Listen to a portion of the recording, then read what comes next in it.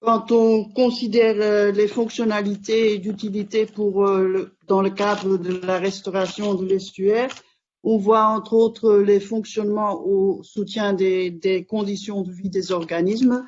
Donc, on se pose la question dans quelle mesure les différentes fonctionnalités hydromorpho-sédimentaires et biogéochimiques vont créer des différentes conditions de vie, donc créer des différents habitats pour des organismes le long du continuum et dans quelle mesure donc on va y retrouver d'autres communautés d'organismes vivants. Alors, pour ce qui est de la partie pélagique, donc de la colonne d'eau, c'est en grande partie la composition de la matière particulière et de la matière dissoute qui va déterminer les conditions pour le déroulement du fonctionnement trophique, donc des nutriments via la production primaire du phytoplancton jusqu'aux poissons. Et comme vient de le dire Nicolas, on connaissait déjà pas mal de choses sur ces sujets en aval, mais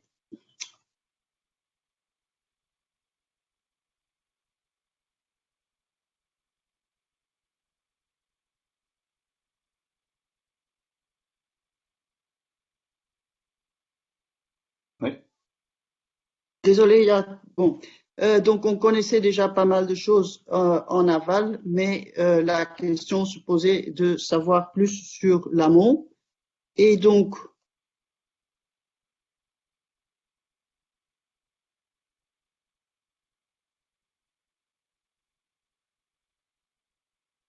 c'est de ça qu'est né le projet Sartre, de ce besoin. Donc, Seine-Amont, réseau trophique estuarien, avec au début 5 équipes qui allaient s'occuper justement de quantifier ces stocks et ces flux dans ce fonctionnement pélagique. Et après, ces compétences multidisciplinaires ont aussi été mises à disposition d'une problématique de suivi des clapages des bouts du port de Rouen. Et dans ce contexte, on a aussi associé l'étude, le suivi des populations de poissons, donc ce qui nous permet d'aller au niveau trophique supérieur. Pascal va tout à l'heure vous présenter des résultats contenant des aspects de saisonnalité. Moi, je vais juste vous présenter quelques résultats sur des campagnes communes que nous faisons sur 4 stations que vous voyez ici et une station ajoutée en amont de pause, donc pour avoir une idée de qu'est-ce qui arrive en matière de l'amont. Ces campagnes se font donc au bord du bateau d'M2C avec des échantillonnages en surface et près du fond à 3 phases de marée, donc 3 échantillonnages sur une journée sur chaque station et on fait un traîneau benthique pour le suprabenthos. Je vous présente juste les résultats d'une campagne qui a eu en juillet 19 pour illustrer quelques tendances. Là, vous avez par exemple donc la concentration de matière en suspension. Donc, vous avez les 5 stations en différentes couleurs, à chaque fois le clair pour la surface, le plus foncé pour la profondeur et pour les endélices, donc en vert, il n'y a qu'une mesure, comme il n'y a pas de marée, les autres stations ont été mesurées donc 3 fois. Alors, vous voyez pour la MES c'est logique qu'il y a systématiquement plus de matière en suspension vers le fond qu'en surface. Par contre, si on regarde la composition en termes de pourcentage de matière organique dans cette matière en suspension, on voit que c'est à peu près la même chose aussi, sur le fond et en surface.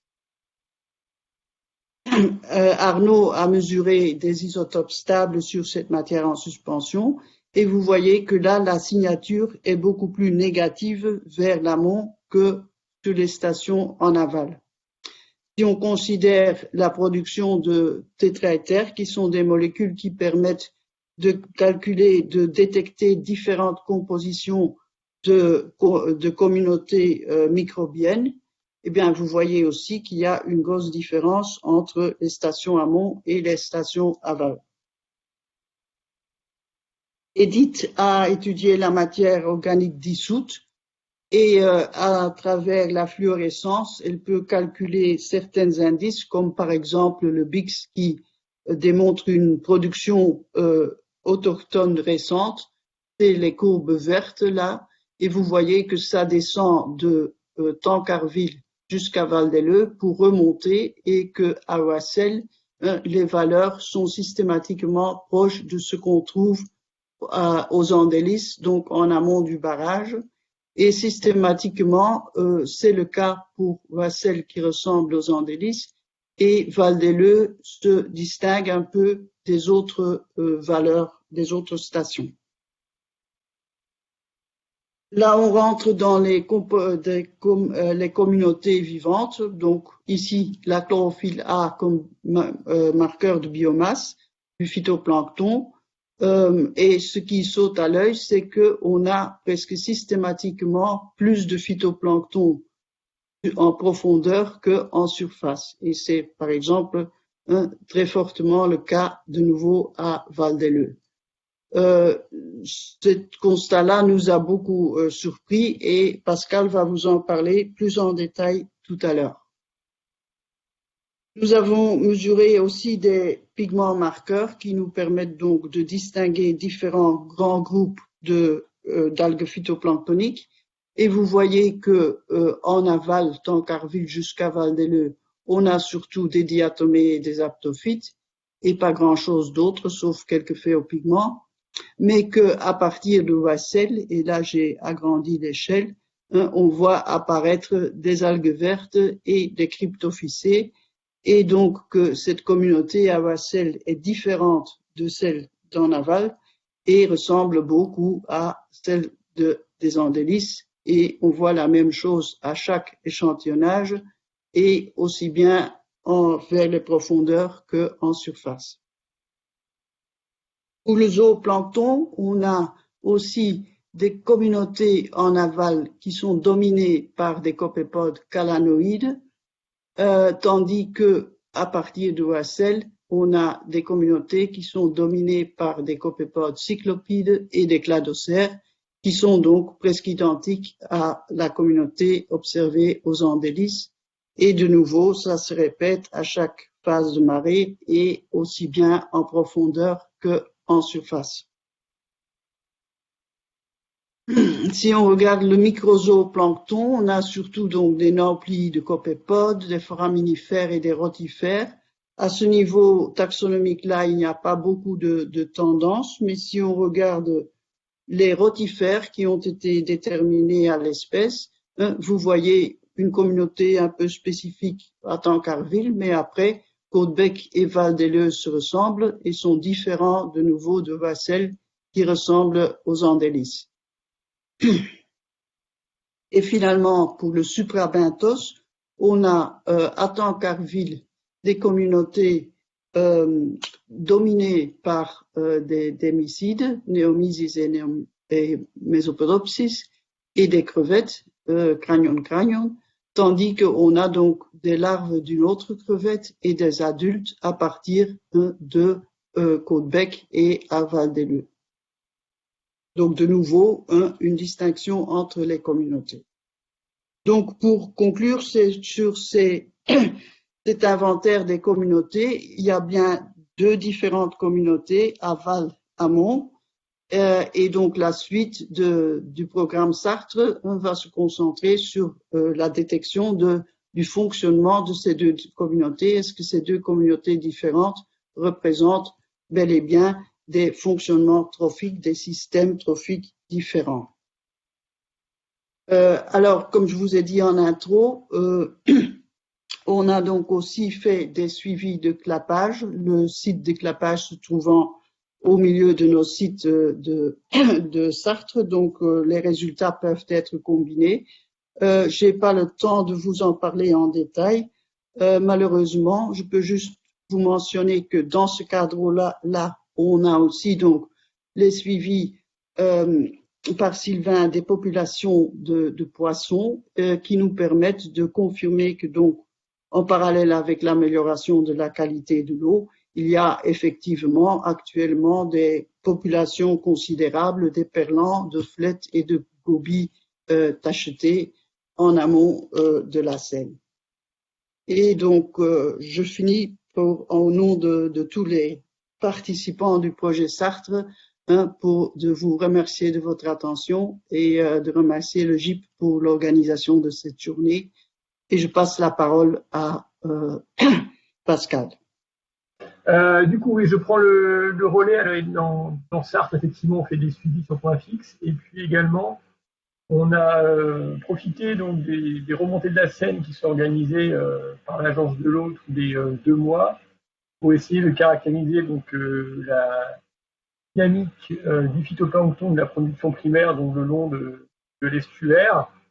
Donc sur ces campagnes, on mesure la production primaire, l'état physiologique du phytoplancton, la diversité spectrale et cytométrique du phytoplancton, et ses nutritifs, la respiration, etc., la température, la lumière.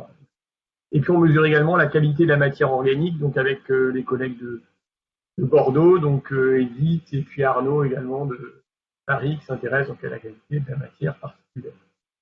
Donc on a fait un certain nombre de campagnes depuis 2019 avec une interruption suite à des petits problèmes d'organisation au niveau de ces campagnes, et donc on les a repris donc après le confinement depuis donc 2020, et compte tenu de l'arrêt des campagnes en 2019 et des périodes compliquées de 2020, donc on va poursuivre ce suivi toute l'année 2021. Donc là on est en plein cœur en fait de l'acquisition des données dans le cadre de cette étude qui participe notamment donc en partie donc à la thèse de Léon Serre qui s'intéresse au phytoplancton le long du continuum, aussi bien de l'estuaire mais également au niveau de la baie de Seine. Concernant donc notre étude, avant de rentrer dans les résultats, un petit rappel historique de la dynamique générale du phytoplancton le long de la partie estuarienne, donc qui va de Rouen à Honfleur. Donc on peut voir donc ces données issues de ce qu'on appelle entre nous donc les suivis agences de l'eau, où vous avez donc depuis les années 80 jusqu'à 2021, donc j'ai mis là les dernières données qu'on a acquises, la dynamique de la chlorophylla avec une diminution importante de la chlorophylla, notamment due donc à la réduction des apports de sels nutritifs, en particulier de phosphore, dans les eaux de l'estuaire de la Seine. Donc c'est un schéma qui est bien connu sur le fonctionnement de l'estuaire de la Seine. Et si on log donc ces paramètres, donc si on regarde ici exactement les mêmes courbes, mais cette fois-ci en fonction log, et ben on remarque que ces 2 dernières années, on a un petit rebond là de chlorophylle, un petit rebond de chlorophylla ici. Et nous on l'a bien observé, notamment au niveau de la bouille, donc au niveau de la partie donc estuarienne donc de la Seine, là, au niveau de la bouille. En 2019, aussi bien le suivi agence de l'eau, et qu'en 2020, donc le suivi que l'on a fait, montre des concentrations assez fortes en chlorophylla qu'on n'avait pas observées depuis, on va dire, au moins une dizaine d'années, voire plus, au niveau de l'estuaire de la Seine. Vous avez le zoom ici de cette observation. Et on l'a observé également à clair, où on atteint donc des concentrations en chlorophylla, donc en 2019 et 2020, qui sont, voilà, comme je vous l'ai dit, donc des concentrations qu'on n'avait pas observées depuis très longtemps dans l'estuaire de la Seine. Alors, est-ce que c'est du hasard? Est-ce qu'on est tombé par hasard sur ces 2 années-là sur des blooms importants? Voilà, ça peut être juste une question de chance, entre guillemets. Du coup, on est impatient de voir les résultats qu'on va obtenir en 2021 pour voir si cette tendance se confirme. Si elle se confirme en 2021, il faudra vraiment creuser sur le pourquoi est-ce qu'on observe cette augmentation de chlorophylla donc au niveau de cette zone de l'estuaire. Donc pour l'instant, c'est juste une observation. C'est dans ce contexte-là que l'on travaille actuellement, 2019-2020, et donc on verra bien si en 2021 cette tendance se poursuit. Mais en tout cas, on est alerté par rapport à ça, et donc on va suivre ça de manière très attentive. Concernant les données plus spécifiques donc de Sarthe et qu'on acquiert donc le long le long donc, de cette remontée de la Seine. On s'intéresse donc à la production primaire. Ce qu'on a et donc ce qu'on a dans les données historiques, ce sont des données de biomasse, donc de stock, de biomasse phytoplanctonique. Et vous savez qu'un système, évidemment, ça fonctionne sur les flux et donc sur la production. Et donc, on est très intéressé, donc par au-delà d'avoir des informations sur la biomasse phytoplanctonique, c'est d'avoir des informations donc sur cette production primaire au niveau de l'estuaire de la Seine, le long du continuum. Et donc, évidemment, cette production primaire, elle est contrôlée par les facteurs abiotiques, c'est nutritif, température, lumière, mais elle est également contrôlée par les facteurs biotiques, et en particulier par les communautés phytoplanctoniques qui vont être présentes. Et donc, ces relations biodiversité, productivité, au-delà des facteurs biotiques, c'est quelque chose qui nous intéresse également énormément et qu'on regarde donc sur le continuum. Donc, quelques exemples que je vais vous présenter ici. Alors, évidemment, vous avez compris que le programme est en cours. Donc, ici, je vous ai présenté donc, des données de 2020-2021 pour bien avoir la continuité temporelle. Vous pouvez voir ici donc l'exemple d'un boom important, donc comme je vous l'ai signalé, donc que l'on a eu donc dans la période estivale. Donc ici au niveau de la bouille et puis de l'air, à peu près. Et donc on peut voir ces biomasses phytoplanctoniques qui sont importantes au mois de juillet, au mois de septembre dans ces zones-là, et puis ensuite une chute quand on va du côté de l'estuaire, puis on reviendra là-dessus, et puis une baisse également quand on va du côté de Rouen. On reviendra sur ces aspects-là ensuite. On regarde donc parallèlement à la biomasse, évidemment. Ce qui nous intéresse, c'est de mesurer la production primaire. Et donc, on peut voir ici donc, la dynamique de la production primaire donc, le long de l'estuaire, avec donc production primaire maximale donc, mesurée en 2020, donc au mois de septembre, beaucoup plus forte que ce qu'on a pu observer au mois de juillet, alors que pour rappel, les biomasses les plus fortes avaient été observées au mois de juillet. Donc, ce qui est intéressant à voir, c'est ici donc, le découplage que l'on peut avoir entre la biomasse phytoplanctonique observée et la capacité de production du phytoplancton. C'est ce qui nous intéresse énormément, ça, c'est-à-dire de calculer la productivité du phytoplancton. Et on voit qu'on avait ici, en 2020, une productivité du phytoplancton qui était beaucoup plus forte en septembre par rapport à ce qu'on pouvait observer au mois de juillet, et donc on peut avoir, et c'est ce qu'on observe typiquement sur cette année 2020, un découplage important entre la biomasse présente et la capacité de production en fait de notre système. Et c'est pas forcément au moment où on a les biomasses les plus importantes qu'on a le système le plus productif. Et donc on voit ici tout l'intérêt d'avoir en plus de ces mesures de biomasse des mesures de production, de productivité pour vraiment comprendre le fonctionnement de notre système qui est évidemment basé sur des flux de matière et des flux énergétiques. On suit également, parallèlement à cette productivité et à cette production primaire, on suit l'état physiologique du phytoplancton. Je ne vais pas rentrer dans le détail, donc c'est un facteur ici qu'on appelle le FV sur FM, c'est la capacité qu'a le phytoplancton à transformer l'énergie lumineuse en énergie photosynthétique. Et donc on peut suivre ici donc au cours de l'année le long de l'estuaire, donc l'état physiologique du phytoplancton, et on voit que globalement, en période productive, il est plutôt en forme, et puis en période hivernale, il est un peu moins en forme. Voilà. Donc tout ça, ça nous donne des indicateurs. Je ne vais pas rentrer dans le détail ici, mais si on revient sur les données de production primaire rapidement, ce qui est intéressant tout de même, c'est de voir qu'on a ces pics de production importants, donc dans un secteur assez large qui va de la bouille à clair, même un petit peu plus à l'aval.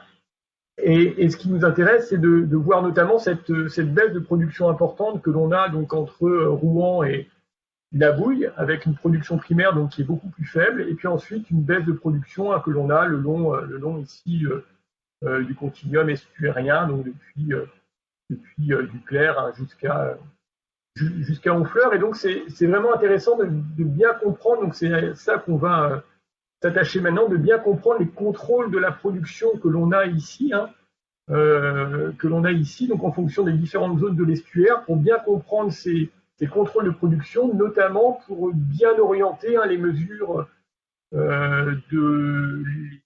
les scénarios de restauration éventuels que l'on que l'on peut proposer au niveau de l'estuaire, et notamment voir comment est-ce qu'on peut améliorer la productivité de l'estuaire, aussi bien d'un point de vue trophique, mais également pour jouer sur les filtres, le filtre estuarien, en ce qui concerne notamment les concentrations en sels nutritifs que l'on peut avoir.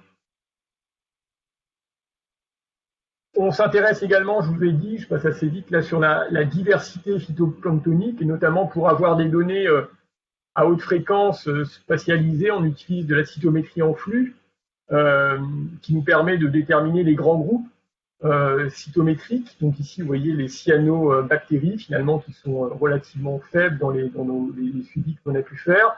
On peut suivre des communautés comme les pico-eucaryotes, pas dans le détail, c'est juste à titre d'exemple. On suit également les cryptophytes, et comme l'a dit Niki, on voit que qu'on a ces structures là qui apparaissent plutôt ici, donc à l'amont, les nano-eucaryotes. Et ce qui est intéressant à voir en utilisant ce type de mesures, c'est notamment qu'on peut faire le lien entre les biomasses fortes que l'on a observées donc pendant la période productive et les concentrations en microphytoplancton qui étaient présents dans les eaux. Et donc on voit que c'est ce compartiment, le microphytoplancton, qui supporte largement, donc qui explique largement la biomasse observée, et donc qui supporte également largement probablement une partie importante de la production primaire. Et on sait que c'est un compartiment clé dans les transferts eutrophiques au niveau de l'estuaire. Donc avec toute cette vision qu'on est encore en train d'acquérir ici, on arrive à faire le lien entre les capacités trophiques potentielles de l'estuaire et puis la dynamique générale du phytoplancton et le compartiment clé important dans la production primaire au niveau de l'estuaire. Et donc on peut voir même par rapport avec ce cytomètre en flux, il y a des photos qui sont prises en même temps que les analyses sont faites. Et donc, par exemple, dans cet épisode, on peut voir que ce microphytoplancton était essentiellement constitué de diatomées. On peut voir ici, on voit des jolies photos de diatomées centriques ici. Alors, parallèlement à ça, évidemment, on suit les cellules nutritifs. Je ne vais pas rentrer dans le détail des cellules nutritifs. Ouais, je vais faire la conclusion tranquillement, Pascal, s'il te plaît. Je conclue. Parfait, merci. Comment ? Merci. Je conclue. On peut voir ici donc la dynamique des sels nutritifs, notamment au mois de juillet. Je vous ai juste montré ce graphe pour vous montrer vraiment le stock hyper important des nitrates au niveau de l'estuaire, et même au mois de juillet, en plein moment de bloom, vous avez ce stock qui reste totalement stable. Et par contre, on voit bien la dynamique des silicates ici et des phosphates avec des consommations extrêmement importantes. Et donc, il faut qu'on comprenne mieux notamment la dynamique de ces rapports SI sur P qui sont très structurants, notamment pour les communautés de diatomées qui jouent un rôle clé dans la production primaire au niveau de l'estuaire. Et je terminerai sur ça. Dans les eaux douces, on considère que le rapport SI sur P pour des diatomées est de 40, alors que pour les eaux marines, la littérature considère qu'il est de 15. Et dans les eaux estuariennes, on a un grand point d'interrogation là sur les équilibres justement pour maintenir la production que l'on doit avoir sur ces rapports SI sur P. Et donc évidemment là on poursuit en ce moment ces échantillonnages. On intègre ces données sur l'ensemble du continuum et jusqu'à la baie, et pour étudier donc toutes ces relations entre la stoichiométrie, la diversité phytoplanctonique présente et la productivité donc de ce système. Et j'en ai fini. Merci.